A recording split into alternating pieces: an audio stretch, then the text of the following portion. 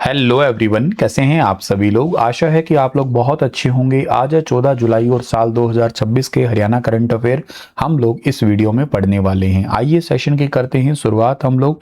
अगर आपने star IQ YouTube channel को अभी तक सब्सक्राइब नहीं किया है तो चैनल को सब्सक्राइब कर लीजिएगा, वीडियो को लाइक जरूर कर देना आप लोग।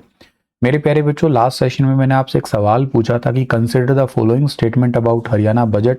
2026-27 का बजट से रिलेटेड क्वेश्चन था आपका ये। और इसमें जो पहला स्टेटमेंट दिया था, राजकोषीय घाटे को साल 2025-26 के संशोधित अनुमानों में 2.66% और 26-27 बजट अनुमानों में 2.65% अनुमानित किया है, तो ये बात ठीक थी। बजट 2026-27 में राजस्व घाटे का अनुमान 0.87% और संशोधित अनुमानों में 25-26 में यह GSDP का 1.33% था। बजट अनुमानों में 2026-27 में सरकार की राजस्व प्राप्तियों में 14.63% की वृद्धि होने का अनुमान है। तो एक्चुअली तीनों ही स्टेटमेंट आपका बिल्कुल ठीक था। यहाँ पे सी ऑप्शन बिल्कुल ठीक था। इस क्वेश्चन का रेफरेंस आपको बताता हूँ, आपका हरियाणा जो बजट का वीडियो है उसको जरूर देख लेना आप लोग। उसमें सारे डेटा अच्छे से एक्सप्लेन कर रखा है कि ये होते क्या हैं, संशोधित अनुमान क्या होते हैं, GSDP क्या होता है, आपको वहाँ पे कंप्लीट एक्सप्लेन कर रखा है। अगर आप के मन में है ऐसे टाइप के क्वेश्चन समझने की तो आप वो वीडियो देख लेना जरूर। अगर आप CET मेंस की तैयारी कर रहे हैं तो स्टार IQ एप्लीकेशन पे जाइएगा और द्रोणाचार्य नाम का बैच है, आप इस बैच में एक्सेस कर सकते हैं। CET के लिए D ग्रुप का संकल्प बैच है, आप इसमें एडमिशन ले सकते हैं। हरियाणा सरकार ने हाल ही में किसी मुख्यमंत्री का विशेष शिकायत निवारण अधिकारी नियुक्त किया है। तो अभी रिसेंटली ग्रीवेंस अधिकारी जो नियुक्त किए गए हैं, इनका नाम है भोपाल सिंह खदरी। भोपाल सिंह खदरी HSSC के चेयरमैन रह चुके हैं। आप लोगों ने इनका नाम जरूर सुना होगा। 2023 से पहले इनका नाम आप लोग अच्छे से सुनते आए हैं। उसके बाद में कैथल से जो हिम्मत सिंह जी आए हैं, ये यमुनानगर से थे। भोपाल सिंह खदरी याद रखना, ऑप्शन नंबर बी ठीक रहेगा। तो यमुनानगर के खदरी गांव से। ये क्वेश्चन वैसे ऑफिशियली पेपर में भी आ चुका है, हरियाणा पुलिस का SI का पेपर था शायद, उसके अंदर पूछा गया था ये एज इट इज क्वेश्चन है। तो भोपाल सिंह खदरी को मुख्यमंत्री का विशेष शिकायत निवारण अधिकारी, स्पेशल ऑफिसर है ग्रीवेंस के, इनको नियुक्त किया है। इनके नियुक्ति के आदेश 12 जुलाई को हरियाणा के मुख्य सचिव अनुराग रस्तोगी द्वारा जारी किए गए हैं। ये नियुक्ति अस्थायी आधार पर की गई है। वे इस पद पर मुख्यमंत्री की इच्छा अनुसार काम करते रहेंगे और उनके वेतन और भत्तों की जानकारी अलग से जारी की जाएगी। भोपाल सिंह खदरी 23 मार्च 2021 से लेके हरियाणा कर्मचारी चयन आयोग के चेयरमैन रह चुके हैं और इनका कार्यकाल पूरा होने से ठीक पहले 15 मार्च 2024 को इन्होंने इस्तीफा दिया था। और लंबे समय तक जो है ना, दिवंगत भाजपा सांसद रतन लाल कटारिया के राजनीतिक सचिव भी रह चुके हैं और पूर्व मुख्यमंत्री मनोहर लाल के करीबी सहयोगियों में से भी गिने जाते हैं इनको। एक साधारण किसान परिवार से आने वाले खदरी ने अपने करियर की शुरुआत गांव के सरपंच के रूप में की थी। इसके बाद वे HSSC के मेंबर बने थे और फिर चेयरमैन बने थे। इन्होंने MA और LLB की डिग्री हासिल की हुई है। एजुकेशन अगर क्वालिफिकेशन पढ़ें तो इनकी हम।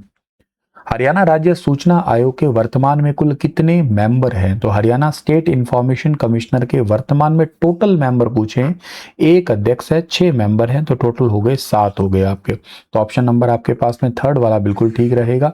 RTI एक्ट 2005 के अनुसार किसी राज्य सूचना में एक मुख्य राज्य सूचना आयुक्त प्लस में मैक्सिमम 10 राज्य सूचना आयुक्त नियुक्त किए जा सकते हैं। मतलब मैक्सिमम ये टोटल 11 हो सकते हैं, पर वर्तमान में हरियाणा में ये 7 कार्यरत हैं कौन कौन सर? ये मुख्य राज्य सूचना आयुक्त हैं, state chief information commissioner Haryana में है, TVSN प्रसाद हैं, ये IAS सेवानिवृत्त हैं। वैसे ये राज्य सूचना आयुक्त हैं, टोटल 5-6 हैं।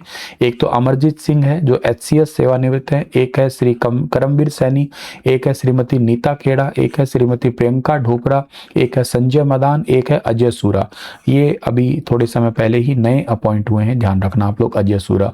तो अजय, संजय, प्रियंका, नीता, करमवीर और अमरजीत और TVSN प्रसाद मुख्य हैं। बहुत ज्यादा जरूरी सवाल है, प्लीज इसको कॉपी पे नोट कर लेना।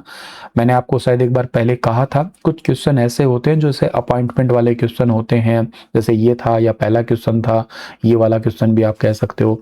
ऐसे आप लोग एक ना कॉपी लगा के रखो, थोड़ी सी हैबिट रखो लिखने की भी। माना आजकल के इस टेक्निकल ज़माने में PDF वगैरह की चीज़ें चलती है। PDF में इसके स्टार IQ एजुकेशन टेलीग्राम पे शेयर कर दूंगा, बट फिर भी आप लोग अपने हाथों से लिख के नोट्स बनाना कोशिश करना, ताकि आपको चीज़ें लंबे समय तक याद रहेगी और वही एक्चुअली एग्ज़ाम पास करवाएगी फिर आपका।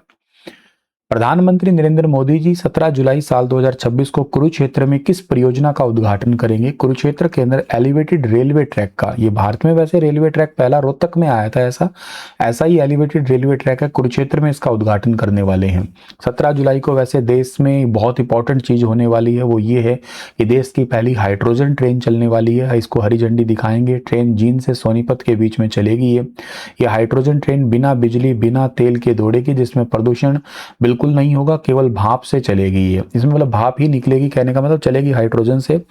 कुरुक्षेत्र एलिवेटेड ट्रैक का उद्घाटन भी इसी दिन ही किया जाएगा। रेलवे स्टेशन की भी शुरुआत होगी वहां पे, और शहर के नगर नागरिकों को 5 रेलवे फाटक पर लगने वाले जाम से छुटकारा भी मिल जाएगा। सिख म्यूजियम का भी शिलान्यास किया जाएगा। प्रधानमंत्री कुरुक्षेत्र में एक भव्य सिख संग्रहालय की आधारशिला भी रखेंगे। इसमें पहली पातशाही गुरु नानक देव जी से लेकर 10वीं पातशाही गुरु गोविंद सिंह जी का इतिहास और उनकी शिक्षाएं प्रदर्शित की जाएंगी। और बाकी खैर सारी चीजें यहाँ पे इंपॉर्टेंट। इको फ्रेंडली वाहन की अपील है। मुख्यमंत्री ने आमजन से अपील की है कि जींद कार्यक्रम में पहुंचने के लिए प्रदूषण कम करने के उद्देश्य से सीएनजी या इलेक्ट्रिक व्हीकल का ज्यादातर यूज करे। और पूर्व राज्य मंत्री सुभाष सुधा के अनुसार प्रधानमंत्री जी के कार्यक्रम के दौरान कुरुक्षेत्र यूनिवर्सिटी में भी स्थानीय लेवल पे एक जश्न मनाया जाएगा। हरियाणा के किस साइट से प्राप्त मानव कंकाल अवशेषों को उन्नत वैज्ञानिक अनुसंधान के लिए भारतीय मानव विज्ञान सर्वेक्षण को सौंपा गया है? तो ये है राखीगढ़ी साइट।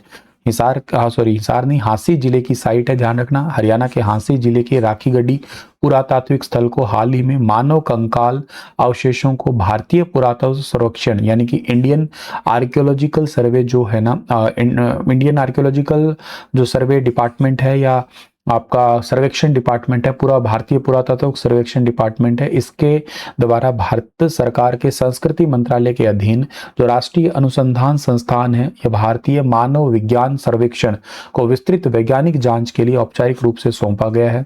दोनों संस्थानों के बीच में अभी हाल ही में एक एमओयू हुआ है, मेमोरेंडम ऑफ अंडरस्टैंडिंग हुआ है। इससे सिंधु सरस्वती सभ्यता के सबसे महत्वपूर्ण शहर और केंद्र में एक बहुविषयक अनुसंधान को महत्वपूर्ण रूप से आगे बढ़ाने की उम्मीद है। लगभग 550 हेक्टेयर में फैला है राखीगढ़ी। ये सिंधु सरस्वती सभ्यता की सबसे बड़ी साइट मानी जा रही है। ये प्रारंभिक हड़प्पा काल से लेकर परिपक्व हड़प्पा काल तक निरंतर बसावट के प्रमाण भी मिले हैं। यहाँ पे बस्तियां, जल निकासी की व्यवस्था, इसके अलावा शिल्प उत्पादन केंद्र और इसके अलावा कब्रिस्तान, ये सब चीजें मिली है। 2025-26 के अंदर ग्रेटर नोएडा के अंदर जो भारतीय पुरातत्व सर्वेक्षण की उत्खनन शाखा सेकंड के द्वारा उत्खनन किया गया था और टीला नंबर 7 में 8 कब्रें खोजी, जिसमें पहले कब्रिस्तान के रूप में पहचाना था। यहाँ पे 3 पूर्ण मानव कंकाल और बाकी कब्रों से कंकाल के टुकड़े जो है ना वो मिल चुके हैं। इसके लिए कोलकाता के अंदर जो भारतीय मानव विज्ञान सर्वेक्षण के प्राचीन मानव कंकाल भंडार और प्रयोगशाला है उसमें इनको ट्रांसफर किया है। तो टाइम पहले यहाँ पे वो भी मिला था आपको, क्या कहते हैं उसको हम लोग, सोने की आभूषण की फैक्ट्री और सोने के लॉकेट वगैरह भी मिले थे यहाँ से। एशियन कराटे चैंपियनशिप में गोल्ड मेडल जीतने वाली देश की पहली महिला खिलाड़ी कौन बनी है? तो देश की पहली महिला खिलाड़ी बनी है Alisha Chaudhary. Senior karate championship में गोल्ड मेडल जीतने वाली पहली खिलाड़ी बनी है। ये कैथल की कराटे की खिलाड़ी है। 22वीं सीनियर एशियन कराटे चैंपियनशिप में इन्होंने गोल्ड मेडल जीता है। महिलाओं के 55 किलोग्राम भार वर्ग के अंदर जिन्होंने फाइनल में जापान की दियाज रीना कोडो को 4-3 से हराया है। इस चैंपियनशिप के इतिहास में ये भारत का पहला गोल्ड मेडल है। जनवरी 2026 में अलीशा ने जॉर्जिया में कराटे के अंदर कांस्य पदक जीता था, लेकिन अभी इन्होंने गोल्ड मेडल जीता है। वर्ल्ड शूटिंग चैंपियनशिप के जूनियर टीम इवेंट में हिसार की नव्या ने कौन सा मेडल जीता है? तो हिसार की नव्या ने भी गोल्ड मेडल जीता है। 18 साल की बच्ची है नव्या। इन्होंने जर्मनी के सुहल में जो अभी चैंपियनशिप हुई थी 16 से 26 जून के अंदर, उसमें वर्ल्ड शूटिंग चैंपियनशिप में 10 मीटर एयर पिस्टल इवेंट में गोल्ड मेडल जीता है। नव्या हिसार की रहने वाली है। कॉस्मोस पब्लिक स्कूल गंगवा की स्कूल की बच्ची है ये। और आगे बढ़ते हैं। पीएम सूर्य घर मुफ्त बिजली योजना को अधिक प्रभावी एवं जनहितकारी बनाने के लिए हरियाणा सरकार ने कौन सी योजना लागू की है? तो एक योजना लागू की है जिसका नाम है सौर ऊर्जा प्रोत्साहन योजना। प्रधानमंत्री नरेंद्र मोदी जी के द्वारा स्टार्ट की गई थी प्रधानमंत्री सूर्य घर मुफ्त बिजली योजना, और इसको हरियाणा के अंदर और अच्छे से लागू करने के लिए सौर ऊर्जा प्रोत्साहन योजना लागू की गई है। 2027 तक हरियाणा में 2.22 lakh solar rooftop solar pump solar संयंत्र स्थापित करने का टारगेट रखा गया है। अब एक्चुअली है क्या ये योजना? इसकी घोषणा तो की है हरियाणा के अंदर ऊर्जा मंत्री अनिल विज जी ने, और इसमें बेसिकली ऐसा है कि जो भी इलिजिबल लोग हैं उनके घरों पर 5 किलोवाट तक का सोलर रूफटॉप संयंत्र जो है ना लगा सकेंगे। उनको जो है ना अंत्योदय परिवारों को 2 किलोवाट क्षमता तक के रूफटॉप सोलर संयंत्र लगाने के लिए राज्य वित्तीय सहायता भी दी जाएगी। तो ओवरऑल बात ये आती है इसके अंदर आपकी कि 2027 तक तो इतना टारगेट रखा है, पात्र उपभोक्ताओं को 5 किलोवाट तक का रूफटॉप सोलर संयंत्र लगा सकेंगे। इस योजना में केंद्रीय सब्सिडी के अतिरिक्त ब्याज मुक्त वित्तीय सहायता दी जाएगी। और इसके अलावा जो है ना इस योजना के प्रमुख संकल्प है हर घर सौर ऊर्जा, ये स्लोगन भी आप याद रखना।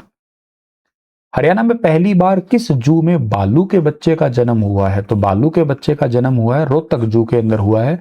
हरियाणा के वन्य जीव इतिहास में पहली बार किसी चिड़ियाघर में भालू के बच्चे का जन्म हुआ है। ये दुर्लभ घटना हरियाणा के तिलियार मिनी जू के अंदर हुई है, जहां पे हिमालय भालू के जोड़े ने एक शावक बच्चे को जन्म दिया है।